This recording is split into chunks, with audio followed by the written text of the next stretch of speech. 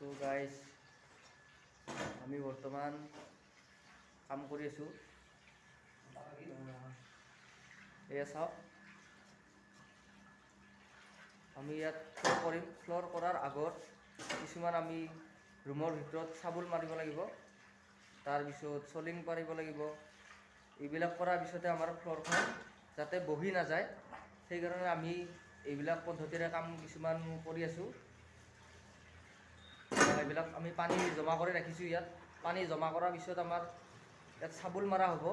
যিহেতু চাবোন মাৰিলে আমাৰ মাটিখিনি যিটো বহি যোৱাৰ পিছত যাতে আমাৰ ফ্ল'ৰখন পিছত যাতে বহি নাযায়, সেইকাৰণে আমি ইয়াত পানী ভৰাই কিনে চাবোন মাৰিব লাগিব। আৰু আমাৰ ইফালে চাবোন মাৰি আছে মোৰ লগত কাম কৰা এজন কংকন দাস। গতিকে আমি ইয়াত মই মাৰি আছোঁ, লগতে আমি এইখিনি পূৰা কমপ্লিট কৰি লৈ কিনে ইয়াত আমি কিছুমান যিটো আমাৰ পোক পৰুৱাই যিটো ক্ষতি কৰিব নোৱাৰে, তাৰ কাৰণে আমি কিছুমান মেডিচিন দিম। এটা মেডিচিন দিয়াৰ পিছত যদি আমাৰ দৰ্জাৰ ফ্ৰেমবিলাক খাই নেপেলায়, সেইকাৰণে আমি এইবিলাক কাম কৰি আছোঁ। ইয়াত আমাৰ পানী ভৰা হৈ আছে, মটৰেদি পানী আহি আছে, আমি চাবোন মাৰি আছোঁ বৰ্তমান।